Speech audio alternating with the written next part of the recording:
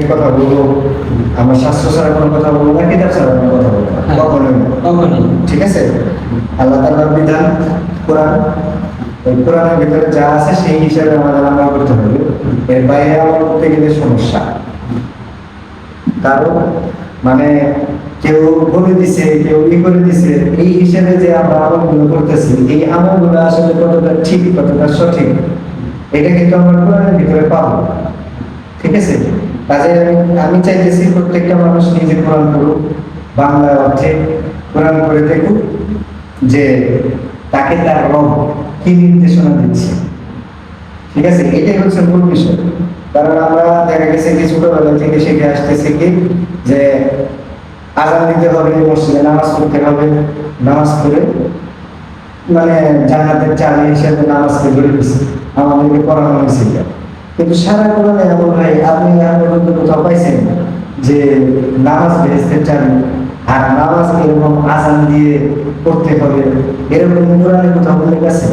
না, আমি তো এখন পর্যন্ত কোরআনে নামাজ পাইনি, আশা করি কেউ পাবে না এই বিষয়টা।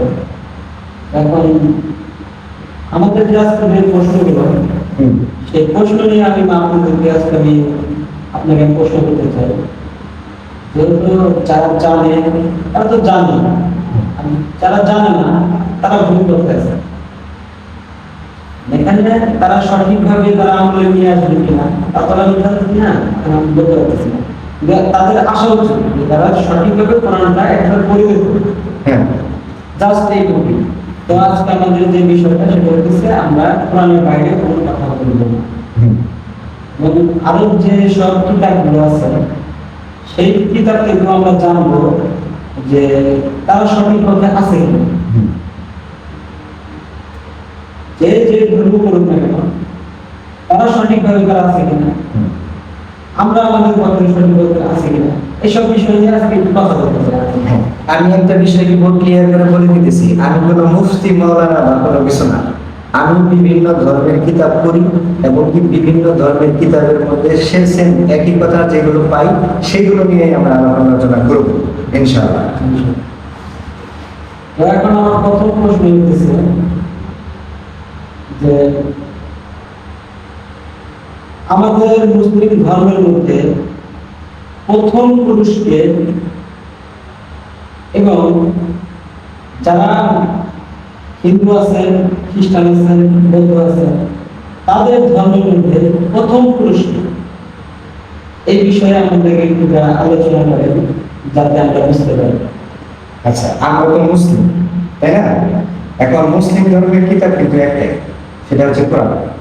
এখন কোরআন বাদ দিয়ে যদি আপনি কোরআনের সাথে আর কোনো কিছু অ্যাড করেন তাহলে কিন্তু এটা জাহেলিয়াত হবে। যেমন আমরা বেশিরভাগ মানুষ কি হাদিসের উপরে ডিপেন্ড করি, তাই না?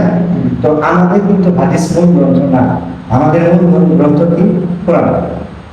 ঠিক আছে? আমরা যদি কোরআন পড়ি আমরা আমাদের যে প্রথম মানব আদম আলাইহিস সালাম তাকে খুঁজে পাবো। এবং কি আমরা যদি হিন্দু ধর্মের শাস্ত্র কিতাবগুলো দেখি তাহলে পরে দেখা গেছে কি যে সেইখানে আদম আলাইহিস সালাম সম্পর্কে সঠিক তথ্য নাই, কারণ তাদের কিতাবের অভাব নেই, অনেকগুলো কিতাব। তো আমি এই ডিটেইলে পড়ে যাই, এই ডিটেইল সম্পর্কে পড়ে যাই, তারপরে অন্যান্য ধর্মের কিতাবগুলো যদি দেখি যে আল্লাহ তাআলা প্রকৃত পক্ষে কিন্তু আপনার জানেন নিয়ে 4টা কিতাব গ্রন্থ নাযিল করেছে এই পৃথিবীতে। আদম আলাইহিস সালাম থেকে শুরু করে আপনার কি বলে এই মহানবী সাল্লাল্লাহু আলাইহি সাল্লাম পর্যন্ত 4টা কিতাব না, কিতাব তিনি আরো নাযিল করতে পারেন সেটা সম্পর্কে তো বেশি জানি না, তবে আমাদের কোরআনে 4টা কিতাবের কথা বলা আছে, তাওরাত, ইনজিল, জবুর এবং কোরআন, এই 4টা কিতাব। কিন্তু আপনি যদি দেখেন ইতিহাস খুঁজে দেখেন বা বিভিন্ন লাইব্রেরি বলেন, বিভিন্ন শপগুলো বলেন, দোকানগুলো বলেন, এই বিভিন্ন যে চার্চ, তারপরে বিভিন্ন যে হিন্দুদের যে কি বলে দেখেন যে মন্দির, এগুলোর মধ্যে যদি যায় দেখেন তাহলে পরে দেখবেন কি যে এদের কিতাবের অভাব নেই। এই কিতাবগুলো যদি মানে সঠিক যেটা সেটা আপনি পাবেন না, কারণ এদের শাস্ত্রগুলো বলা হচ্ছে কি তাদের জ্ঞানের থেকে আসছে, জ্ঞানের থেকে বলা হচ্ছে। অ্যাকচুয়ালি প্রকৃত বিষয় হচ্ছে কি যে তাদের, আমি যেটা শাস্ত্র পড়ে পাইছি যে মনু থেকে তাদের উৎপন্ন হচ্ছে হিন্দু ধর্মের শাস্ত্র কিতাব। এখন মনুকে ছিল একজন নৌকাওয়ালা, দেখা যায় যে অনেক ক্যালেন্ডার বা অনেক মূর্তিতে একজন নৌকাওয়ালার ছবি দেওয়া আছে যে নৌকা টেনে নিয়ে যাচ্ছে। হ্যাঁ, তো আমরা যদি আমাদের কোরআনকে ফলো করি তাহলে দেখা যায় কি নূহ আলাইহিস সালাম ছিল একজন নৌকাওয়ালা, ঠিক আছে? তো উনি ছিলেন নৌকাওয়ালা। আমার মনে হয় সম্ভবত ওনারা এই জায়গা থেকে আসছেন। আর নূহ আলাইহিস সালামের সময় তার যে সময় যে কিতাবটা নাযিল হয়েছিল সেই কিতাবটা এইরকম ভাবে লিখিত অবস্থায় ছিল না মানুষের কাছে। কিছু লোক তার অনুসারে ছিল যারা এই সময় আমাদের এই যে সমস্ত দেশে চলে আসছে, সিন্ধু নদের পারে চলে আসার পরে ওই নূহ আলাইহিস সালামের কাছ থেকে তারা শুনতো, জানতো, হ্যাঁ, সেগুলো নিয়ে তারা চর্চা করতো। দেন তারা কি করলো, ধীরে ধীরে প্রকৃতির অনুসরণ করা শুরু করলো, প্রকৃতির অনুসরণ করা শুরু করলো। যুগের পর যুগ যাওয়ার পরে, প্রজন্মের পর প্রজন্ম যাওয়ার পরে, ঠিক আছে, তারপরে ওইখান থেকে মানে তারা মূর্তি পূজার ভিতরে ঢুকে গেল, মূর্তি পূজা করা শুরু করলো। কারণ মানুষের সেই পূর্বপুরুষের আমল থেকে মূর্তি পূজার প্রতি তাদের আগ্রহ বেশি ছিল। হ্যাঁ, আর আমাদের নবীরা তিনি মানে দিন প্রতিষ্ঠা করতো এই মূর্তি পূজার বিরুদ্ধে। আমরা বর্তমান মুসলমানরা কোনো মূর্তি পূজার বিরুদ্ধে কোনো কথা বলি না, আমরা নজরান্দাজ করে ফেলি।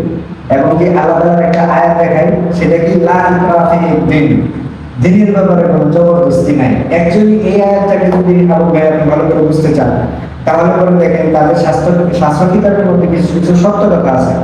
সেই সত্য কথাগুলো কি, যেমন সৃষ্টিকর্তা একজন, দ্বিতীয় আর কেউ নাই, তার কোনো আকার আকৃতি নাই, তার কোনো ছবি নাই, এবং কি মুহাম্মদ সাল্লাল্লাহু আলাইহি ওয়াসাল্লাম হচ্ছে আখিরি নবী, শেষ নবী, শেষ ঋষি, যাই শেষ মনীষী।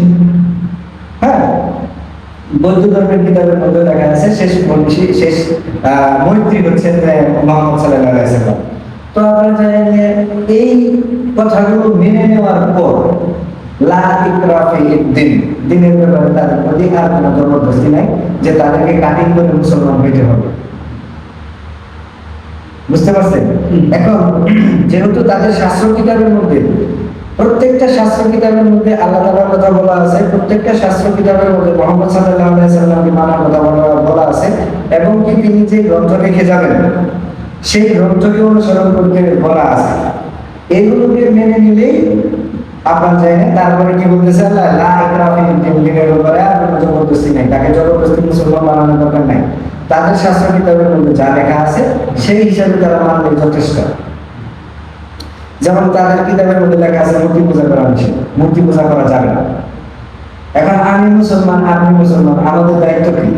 তাদেরকে এই জিনিসগুলো বোঝানো। হ্যাঁ, আর আমি সবচেয়ে শক্ট, আমি মানে আশ্চর্য হই যে এই কোরআন নিয়ে সবচেয়ে বেশি গবেষণা করতেছে যে আমাদের মসজিদের ইমাম সাহেবরা। ওনারাই তো কোরআনকে সবচেয়ে ভালো করে বোঝার কথা, সবচেয়ে জানার কথা।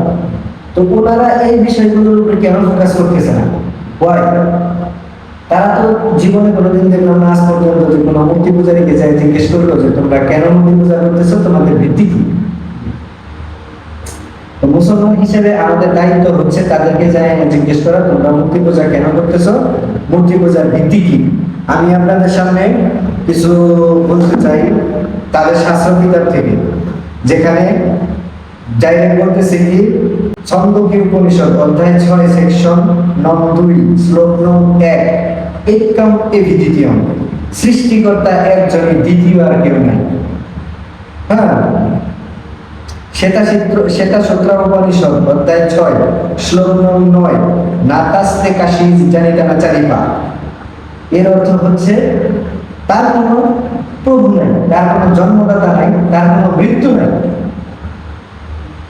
তিনি কাউকে জন্ম দেন নাই, তিনি কারো থেকে জন্ম নেন নাই। ক্লিয়ার? তারপরে আছে কি, নাতাস্তে প্রতিমা আসতে, তার কোনো আকার আকৃতি নাই, তার কোনো ছবি নাই, পেন্টিং নাই, তার মতো আর কেউ নাই। এখন তারা বিভিন্ন রকম মূর্তি বানিয়ে পূজা করতেছে, উপাসনা করতেছে। আচ্ছা, এই কথাটা কোথায় লেখা আছে সেটা আগে বলে নেই। এই কথাটা নাতাস্তে প্রতিমা আসতে, এটা আছে শ্বেতাসূত্র উপনিষদ অধ্যায় 4 শ্লোক নং 19 মধ্যে বলতেছে কি, নাতাস্তে প্রতিমা আসতে, তার কোনো আকার আকৃতি নাই। তাহলে তার যদি কোনো আকার আকৃতি না থাকে তাহলে পরে কিসের ভিত্তিতে তারা মূর্তি পূজা করতেছে? কিসের ভিত্তিতে তারা বিভিন্ন রকমের মূর্তি বানাইতেছে। তাদের ভিত্তিটা কি? যেখানে স্রষ্টা নিজে বলতেছে যে তার কোনো আকার আকৃতি নাই, আমার কোনো আকার আকৃতি দেয় নেই, তাহলে তারা কিসের ভিত্তিতে মূর্তি পূজা করতেছে? আপনি বলতেছেন রায়ন ভাই যে এখানে তাদের কিতাবের মধ্যে এই পূজা এগুলো ঠাকুর এগুলো নেই নেই। তাদের এইসব যেখানে সৃষ্টিকর্তা ক্লিয়ারলি বলে দিতেছে কি যে একম ব্রহ্মা দ্বৈতানাস্তে নেহানাস্তে কিঞ্চন, ব্রহ্মসূত্র। হ্যাঁ, তো এইখানে যদি বলে থাকে একম ব্রহ্মা দ্বৈতানাস্তে, একম ব্রহ্ম মানে সৃষ্টিকর্তা কেবলমাত্র একজন, দ্বৈতানাস্তে দ্বিতীয় আর কেউ নাই, নেহানাস্তে কিঞ্চন তার মতো কিঞ্চিত পরিমাণ কিছুই নাই, তাহলে তারা এই মূর্তি পূজা পেল কোথায়? তারা এই মূর্তি পূজা কিসের ভিত্তিতে করতেছে? আর মুসলমানদেরকে আল্লাহ তাআলা এই দায়িত্ব দিতেছে, এবং কি আপনি নবীদের হিস্ট্রিগুলো কোরআনে পড়ে দেখেন, তারা জীবন ভর এই কাজগুলো করে আসছে। তারা কোনো মসজিদ বানায় নাই, তারা কোনো মন্দির ইয়া করে নাই যে ওইখানে বসে বসে সুবহানাল্লাহ সুবহানাল্লাহ করতে হবে। তারা সারা জীবন ধরে কি করছে? এই মূর্তি পূজার বিরোধী কাজ করে গেছে, মানুষকে বুঝাইছে, মানুষকে বুঝাইতে যায় বিভিন্ন জায়গায় মায়া গেছে। আর আমরা তার উন্মত হয়ে কিভাবে চুপচাপ বসে আছি? আমাদের কি কোনো দায়িত্ব নেই? এটা শুধু নবীর উপরে পর্যন্ত ছিল, তাহলে আমরা মুসলমান হয়ে যাবো। আমরা পৃথিবী থেকে যদি পৃথিবীতে যদি শান্তি প্রতিষ্ঠা করতে যাই, তাহলে পরে এক সৃষ্টিকর্তাই সবাইকে বিশ্বাসী বানাইতে হবে। এটাই মুসলমানের দায়িত্ব। এটাকে বলে আকিমুস সালাত। এখন যদি আপনি সালাতকে নামাজের মধ্যে নিয়ে যায় একটা সীমাবদ্ধ একটা গণ্ডির ভিতরে স্টপ করে দেন, তাহলে আল্লাহর দ্বীনকে কিভাবে প্রতিষ্ঠা করতে চান? বলেন সম্ভব? আপনাকে যাইতে হবে বিভিন্ন বিধর্মীদের কাছে, যারা নাকি মনে করেন যে মূর্তি পূজার সাথে লিপ্ত আছে, যারা মনে করে যে কেউ আছে মূর্তি পূজার সাথে লিপ্ত, কেউ আছে মা বাবার সাথে লিপ্ত, যে বাবা মা আমাদের জন্ম দিছে এই পর্যন্তই শেষ, আর কোনো কিছু নাই। তো তাকে তো বুঝাইতে হবে যে বাবা মা তো তোমার সবকিছু না। কারণ মরিয়মের সন্তান দিল আল্লাহ কি ছাড়া? বাবা ছাড়া। বাবার প্রয়োজন হয় না। আল্লাহ তাআলা চাইলে ইচ্ছা করলে বানাইতে পারে। আল্লাহ বলতেছে কি কোন পাইলে এখন আমি বললেই হয়ে যায়। আদম আলাইহিস সালামকে আল্লাহ তাআলা বানাইছে কিভাবে? আদম আলাইহিস সালামকে আল্লাহ তাআলা বাবা মা দুইজন ছাড়াই বানাইছে। আর এখন বর্তমান বিজ্ঞানীরা ক্লোনিং সিস্টেম বের করছে, যে ক্লোনিং করা যায়। ক্লোনিং করে হুবহু আমার ইয়ে থেকে মানে সিন থেকে আপনার হুবহু রায়হানের মতো বানানো যায়। তারা জেন্ডার চেঞ্জ করতে পারে না এখন পর্যন্ত। আর আল্লাহ তাআলা জেন্ডার চেঞ্জ করে দেখেছে ক্লোনিং করে। হাওয়া আলাইহিস সালামকে সৃষ্টি করেছে আদম আলাইহিস সালামের বাম পাশে হাতে থেকে। আল্লাহ তাআলা হচ্ছেন এরকম বিষয়গুলো প্রমাণ করে রাখছে আল্লাহ অলরেডি কোরআনের মধ্যে। তাহলে পরে আমাদের সকলকে এই কোরআনের পথে আসতে হবে, এই কোরআন শুধুমাত্র কোরআনকেই মানতে হবে।